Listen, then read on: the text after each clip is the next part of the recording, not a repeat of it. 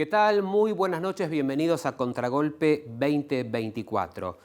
Antes de meternos de lleno en el programa de hoy, donde vamos a hacer un análisis político de la actualidad, del oficialismo, de la oposición, del sindicalismo, quería tomarme un minuto para agradecerle a la gente de Argentinísima Satelital, nuestra nueva casa.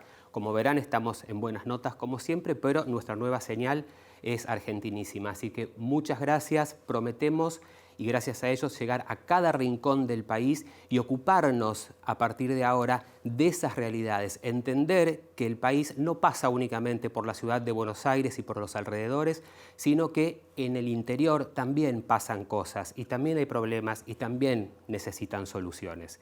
Nos presentamos comercialmente y volvemos con Carlos Germano y nuestro análisis político para el día de hoy.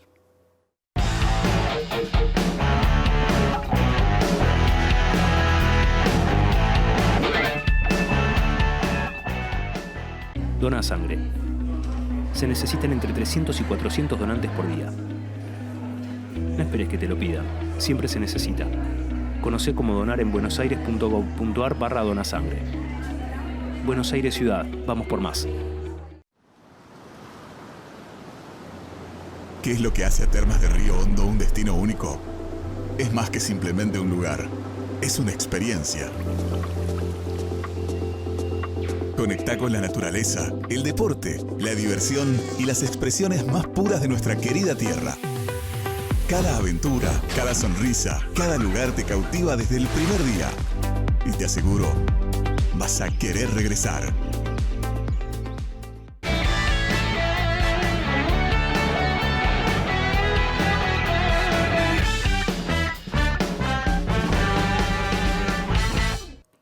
¿Qué tal? Buenas noches, Carlos. Bienvenido a Contragolpe 2024. No, gracias por la invitación, Luis, y muy buenas noches. Espero que esta sea la primera de muchas.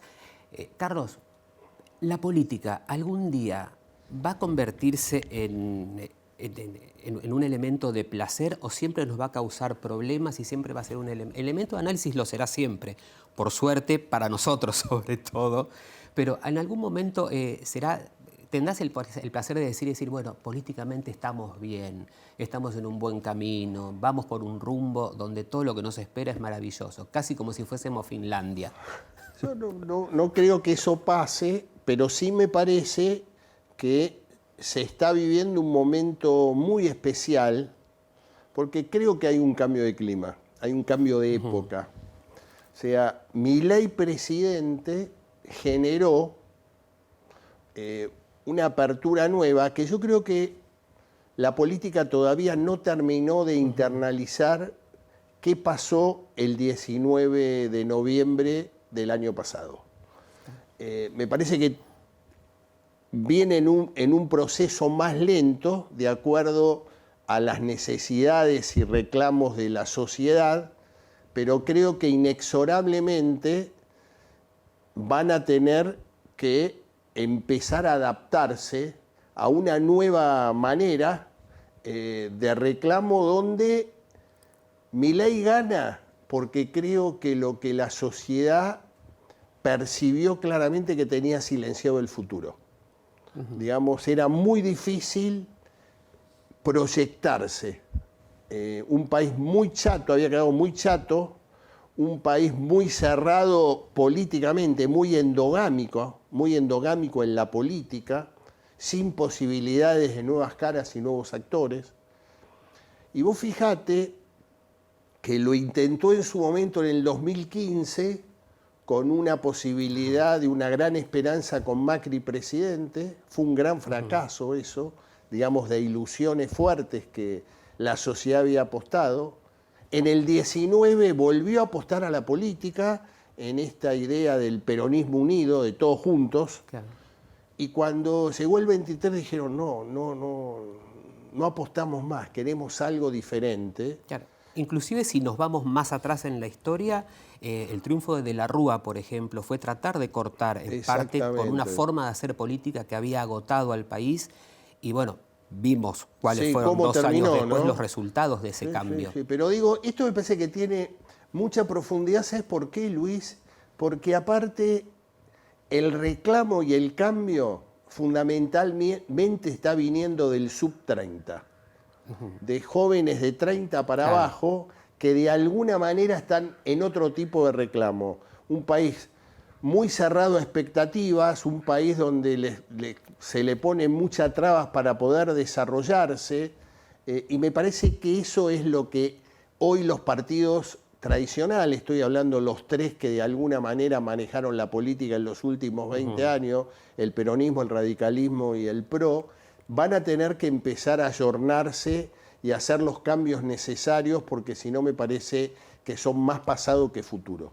Claro, bueno, yo en parte soy un descreído de las encuestas porque depende quién las haga, quién las encargue y quién las difunda, es el resultado que uno conoce finalmente y el que se presenta al público. Para no equivocarme, voy a leerlas directamente. Hay unas que se hicieron recientemente, que son de Isasi Burdman, y en cuanto a la gestión de gobierno, hay un 53% que la aprueba, la desaprueba un 40% y el 7% no sabe. En cuanto a la imagen presidencial, la evalúan como positiva un 52%, un 39% lo ve negativa la imagen de Javier Milei y regular el 9%. Y lo que me llamó la atención es que en cuanto al trabajo de los senadores oficialistas, pero estamos hablando de otro cuerpo que es el legislativo, no el ejecutivo, hablan de una imagen negativa del 56%. Positiva apenas el 20%. Digo, hay una contraposición entre los viejos actores de la política, que son los que están en las cámaras, más allá de que representen a la fuerza gobernante, y la figura que encarna Javier Milei y su entorno más íntimo, Karina, Caputo y todos los pocos, ese grupo de 5 personas que son los que toman las decisiones finalmente. Sí, yo creo que se fue modificando, ¿no? Porque tuvieron traspiés políticos fuertes y ese trío que era el presidente con su hermana y Santiago Caputo, se empezó a abrir, donde empezó a tomar roles protagónicos tanto Guillermo Franco como Patricia Bullrich, ¿no? O sea, que me parece que ahí rápidamente entendieron. Pero se está dando, Luis, un tema interesante. Hoy el presidente de la República, las luces amarillas de su gestión y de su imagen lo tiene en el conurbano bonaerense. El conurbano hoy representa entre el 25 y el 26% del padrón electoral nacional. Sí. Y nunca fue fácil para ningún gobierno no manejar peronista, el conurbano. No peronista. Absolutamente. Tenés claramente una muy buena inserción del presidente de la República y su gestión en todo el país, en el país federal. Digamos, como que empieza a haber algún desgaste fundamentalmente en el área metropolitana y donde creció en los últimos meses la figura de Cristina Kirchner en el conurbano, no así en el interior en el país federal, en el interior del país. Digo, ahí empezás a entender también esta dicotomía política que se está dando entre Milei, Cristina, Cristina, Milei. Creo que mutuamente se están alimentando para, fundamentalmente Cristina, prenderse, digamos, en el que hoy tiene el liderazgo político más claro en la Argentina, que es Javier Milei. Porque se da una situación que pocas veces pasó, tomemos un punto de partida 1983, Luis, 41 años ininterrumpidos. Hoy Milei es el que maneja la agenda pública de la Argentina, la agenda política creo que la maneja claramente, pero se da otro dato que nunca antes había pasado.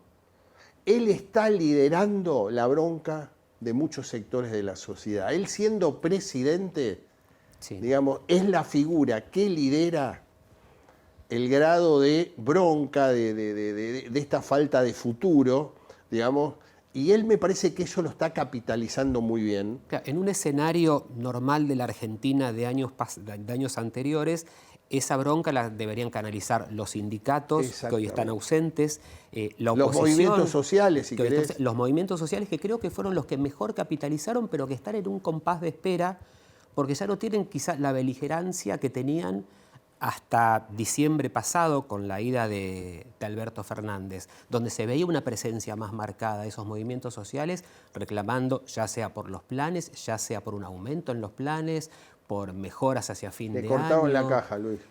Le cortaron la caja. ¿Y por qué hay una gran medida del gobierno de Milei, encabezada por Sandra Petovelo? Cambió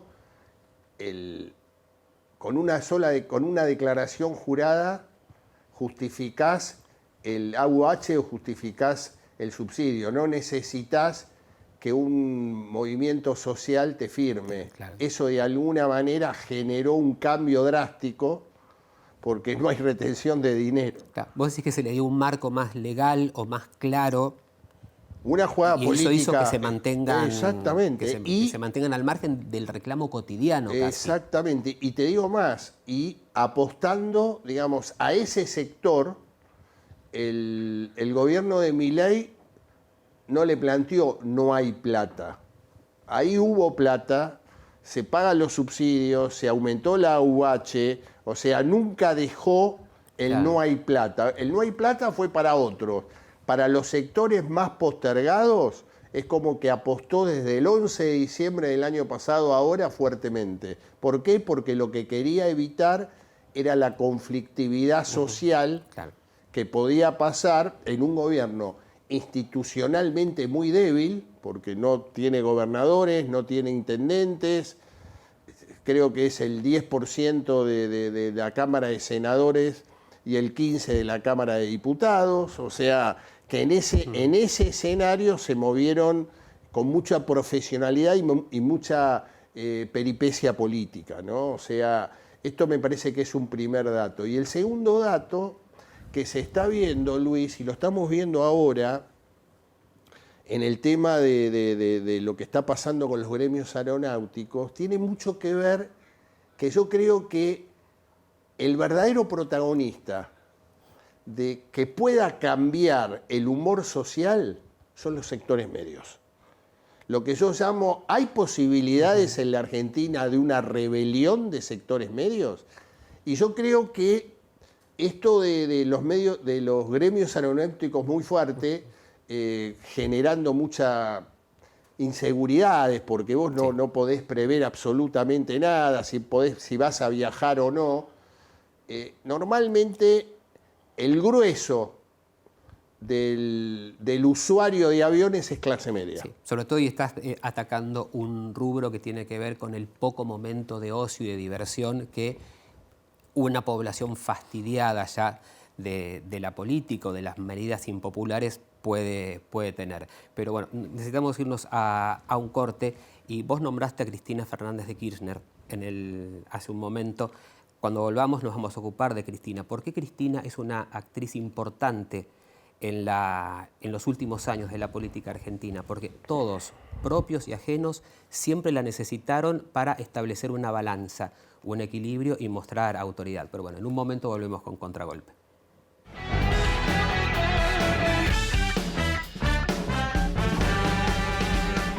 Seguimos en Contragolpe, estamos con Carlos Germano tratando de entender la actualidad política de la Argentina. Sé que es una tarea difícil, pero bueno, tratamos de hacer todo lo posible y como en aquel primer programa les dijimos, la idea es darles a ustedes las herramientas para entenderlo y que saquen sus propias conclusiones, no darles ese paquetito cerrado diciéndole qué es lo que tienen que pensar o qué es lo que no deben pensar. Y Carlos, mencionabas a Cristina Fernández de Kirchner, expresidenta, exvicepresidenta, pasó por todos los cargos legislativos, fue una figura fundamental durante el gobierno de Néstor, su marido, durante su mandato, sus 2 mandatos, se convirtió en la figura de contrapeso de Mauricio Macri, o sea, se necesitaban mutuamente en esa pelea. Después vino Alberto y hasta necesitaron una pelea o ese enfrentamiento o esa rispidez permanente como para garantizar la figura del presidente por un lado y la suya por el otro. Y ahora empezó a pasar lo mismo estos últimos tiempos con la figura de Javier Milei, estas ida y vuelta de mensajitos de Twitter o que directamente ya el amigo utilizan, enemigo, ¿no? utilizan los discursos públicos para cada presentación como para mandarse algún mensaje. Y van subiendo, cada vez la escala es mayor hasta con gestos a veces, gestos que se critican por un lado y gestos que se aplauden por el otro. ¿Quién es Cristina Kirchner hoy en la política argentina? Cristina Kirchner sigue siendo, dentro de lo que es el justicialismo, te diría hoy, una figura central. ¿Por qué? Y porque fundamentalmente tiene un liderazgo muy sólido en la primera y tercera sección electoral. Es decir, de la provincia de Buenos Aires, que es oeste-norte, que es la primera sección electoral, y el sur del Gran Buenos Aires, que es la tercera sección electoral. Estamos hablando del Gran Buenos Aires. Yo creo que ahí es donde Cristina sienta un poder muy fuerte y que indudablemente esto se expande por la fuerza, como dijimos anteriormente, es el 25-26% del padrón electoral. Para que tomemos noción, el peronismo gobierna 20 distritos de los populosos del Gran Buenos Aires. De los 24 o 25 distritos, 20 están dominados por el peronismo, en el cual también los intendentes tienen una relación política de respeto y de tranquilidad. En la medida que no se enfrentan con Cristina Kirchner, que hoy te diría más, Luis, yo me animaría a decirte que hoy Cristina Kirchner es la verdadera jefe de la cámpora. La sigue beneficiando porque ya no tiene la caja de Nación, que es una caja importante. La de la provincia de Buenos Aires es una caja que está limitadísima, teniendo en cuenta las necesidades de la provincia. Sin ese flujo económico, ¿sigue habiendo respeto? ¿Es miedo? No, yo creo que hay respeto, hay miedo y hay también que los intendentes, nadie quiere arriesgar absolutamente nada. Digamos, pelearse electoralmente con Cristina dentro del peronismo a los intendentes le genera una energía política muy fuerte. ¿Por qué? Primero, tienen que poner mucho dinero porque indudablemente Cristina y lo que es la cámpora tienen, digamos, una estructura donde hay que competir, pueden competir electoralmente y se pueden producir situaciones que por ahí pueden terminar en rupturas y algún tercero se meta por el medio y termine manejando una intendencia. Creo que cada uno, por eso yo hablo de endogamia, te hablé de endogamia y te hablé como que al no haber proyectos nacionales en el peronismo, cada uno defiende su territorio. En ese territorio es preferible tener una buena relación y ser socios con ese sector que lidera Cristina Kirchner que enfrentarse a Cristina Kirchner. Hoy creo que no hay ningún dirigente dentro de la estructura de Unión por la Patria, o lo que es el Partido Justicialista a nivel nacional, que esté en condiciones de enfrentarse una figura, de enfrentarse claramente a Cristina Kirchner. Lo está esbozando Axel Kicillof, como que de alguna manera lo que está buscando es liderar el post-kirchnerismo. Esto recién empieza.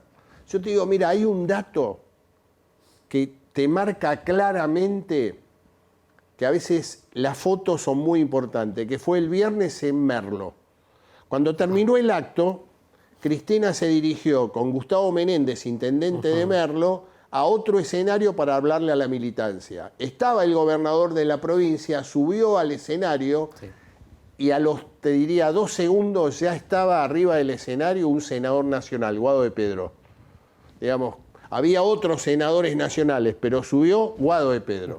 O sea, lo que te está marcando es que el conflicto político está. Veremos cómo se va desarrollando, pero hoy te diría que es el primer esbozo de una futura competencia electoral en el peronismo, pero creo que todavía falta un largo trecho. Una competencia que puede empezar ya el año próximo, porque tenemos elecciones de medio término. Exactamente. Y ahí yo creo que todos van a ir con todo, porque por un lado la oposición tratará de recuperar presencia en la Cámara de Diputados al menos. Lo mismo le va a pasar al oficialismo, tratar de retener lo que tiene y aumentarla, porque si no, la gobernabilidad corre o no corre peligro con el Congreso tal y como está. Y yo Digo, un Congreso que funciona extrañamente porque sancionan las leyes, después las vetan y ellos mismos que las votaron, independientemente de que fuesen 5 o 6 radicales, vuelven atrás sobre una decisión que habían tomado una semana antes. ¿Cómo se entiende ese Congreso? ¿Cómo le explicamos a la gente cómo funciona el Congreso cuando ven esas contradicciones? Yo te diría que es un tema delicado, porque, digamos, tomando la bandera de jubilados, que creo que es válida, ahora, todos los que votaron a favor o votaron en contra pasaron por el Ejecutivo Nacional. Y desde el año 83 a la fecha, todos los planes de ajuste, el primer ajuste fue jubilados. Cuando sos oposición pasás a levantar las banderas y que hay que actualizar. Cuando sos oficialista, el ajuste viene por ahí. Yo creo que me parece que lo que estaba en juego en el veto de la actualización de jubilados tenía que ver con un número que, si lo hubieran logrado, sería muy peligroso para el gobierno nacional, que es los 2 tercios. Los 2 tercios significan la posibilidad de la apertura de juicio político.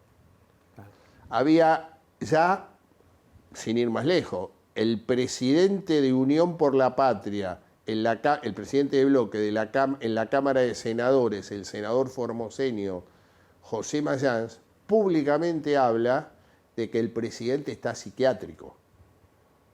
Sí. Otros dirigentes políticos del justicialismo están en la misma tónica. Entonces, digo, la posibilidad de los 2 tercios era un tema que trascendía el tema jubilados. Creo que en ese escenario, me parece que en los 87 héroes que dice el presidente de la República, tiene mucho que ver con que pudieron abortar esos 2 tercios. Los 2 tercios en gobiernos débiles institucionalmente, como el gobierno de Milei, te diría que es un tema muy delicado.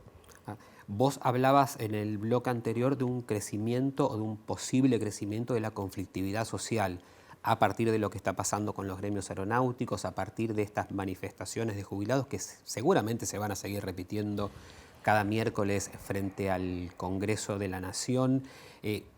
¿Cómo debería responder el gobierno a eso? Porque gran parte de esa gente son los votantes de La Libertad Avanza.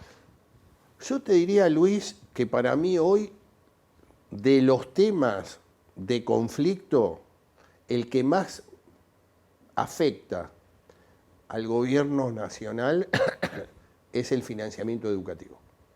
Ya en el mes de abril tuvieron un golpe que casi los deja knockout, con casi 1,5 millones de ciudadanos argentinos en todo nuestro país que salieron a las calles.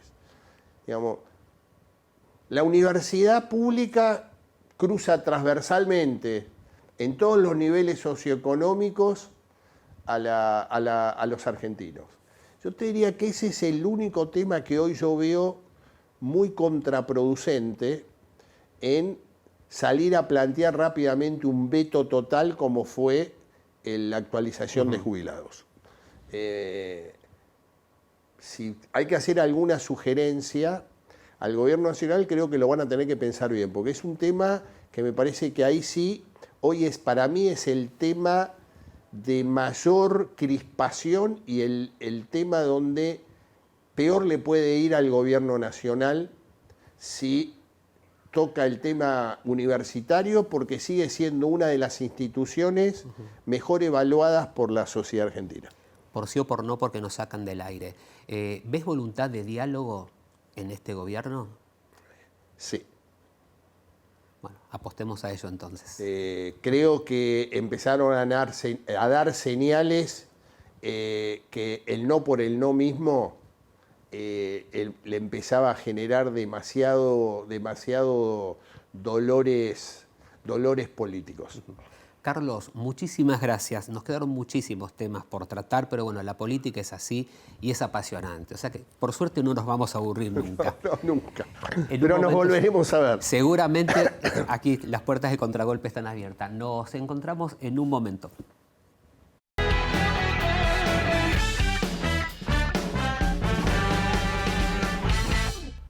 Bueno, como dijimos muchas veces en Contragolpe, nos apasiona hablar de política y hacemos política todo el tiempo. En nuestras casas, en la calle, yendo a comprar el pan, yendo al supermercado, en las charlas de amigos. Es imposible abstraerse de la política porque finalmente la política es la que decide nuestro futuro. Tomemos el pasado también como ejemplo para tomar decisiones. Y en esta costumbre que tengo de leerles algo al final de cada programa, recurrí a una frase de Winston Churchill que dice: el problema de nuestra época consiste en que los hombres no quieren ser útiles, sino importantes. ¿Qué es más importante? ¿Ser útil? ¿Ser importante? Pensémoslo. Nosotros nos reencontramos la semana próxima aquí en Contragolpe 2024.